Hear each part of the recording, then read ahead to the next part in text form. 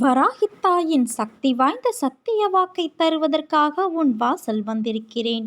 என் அன்பு குழந்தையே, காலம் ஒரே மாதிரியாக இருக்கும் என்று கருதாதே. தங்க சிம்மாசனங்களும் கண் மறைவாகிவிடும்.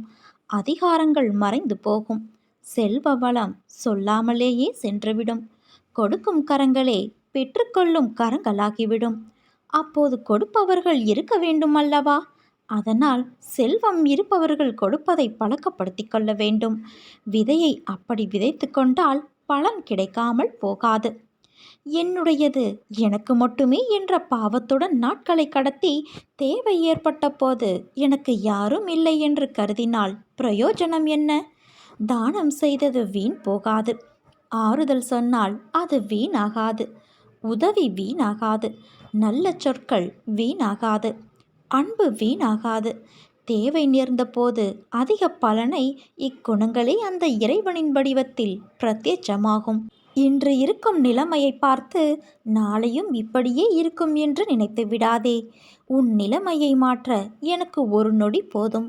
நீ மனிதரிடம் மனிதனாக பழகு. அன்பாக பழகு. அவருக்கு ஆறுதல் அளிக்கும் முறையில் பழகு. காலத்தோடு பழகு. யாருக்கும் சிரமம் ஏற்படாத வகையில் பழகு. அதேபோல உன் பேச்சும் அமைதியோடு இருக்கட்டும். நேற்றைய மனிதனின் குணம் இன்று பார்க்க முடியாது. குணங்கள் மாறிக்கொண்டே இருக்கும். யாரையும் அவர்களின் உருவத்தை வைத்து எடை போடாதே என் குழந்தையே. உன்னிடம் நான் காட்டுவது மௌனம். ஏனென்றால் நீ நினைக்கலாம், அம்மா என்னை கண்ணெடுத்து பார்க்கவில்லை என்று. அந்த நினைவை அறவே நீ ஒழித்துவிடு. ஏனென்றால் என் விருப்பமே சதா உன்னோடு இருப்பதாகும். உங்களில் எத்தனை பேர் என்னை அவர்களின் உயிர் மூச்சாக நினைக்கிறார்கள்? அப்படி அவர்கள் என் நாமத்தை சதா சர்வ காலமும் சொல்லிக்கொண்டு வந்தால் நான் அவர்களை விட்டு போவதற்கு எனக்கு வேறு இடம் ஏது? என் பக்தர்களின் இதய கமலமே நான் வீற்றிருக்கும் சிம்மாசனம். என்னை நம்பி ஏமாந்தவர்கள் என்பது பேச்சிற்கே இடமில்லை. நான் எப்போதும் உங்களுடனேயே இருக்கின்றேன். உங்கள் வாழ்க்கை பயணத்தை தொடர்ந்து நிம்மதியாக இருங்கள். உங்களோடு எப்போதும் உங்கள் அன்னையான நான் இருக்கிறேன். நீ என்னை நினைக்கும் ஒவ்வொரு கணமும் உன் துன்பத்தை போக்க நான் ஓடோடி வருவேன். என்னை மனதால் நினைத்தாலே போதும். உன் தேவைக்கான பதிலை ஏதாவது ஒரு வடிவில் உனக்கு கிடைக்கும்படி உன் அன்னையான நான் செய்வேன். இப்போது நீ என்னை நினைத்தாயல்லவா?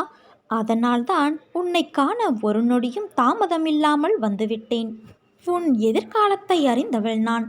ஆகையால் என்னை நீ ஆராயாமல் நான் உனக்கு நிகழ்காலத்தில் வரமாக கொடுத்திருப்பதை மனநிறைவோடு ஏற்றுக்கொண்டு அமைதியாக இரு.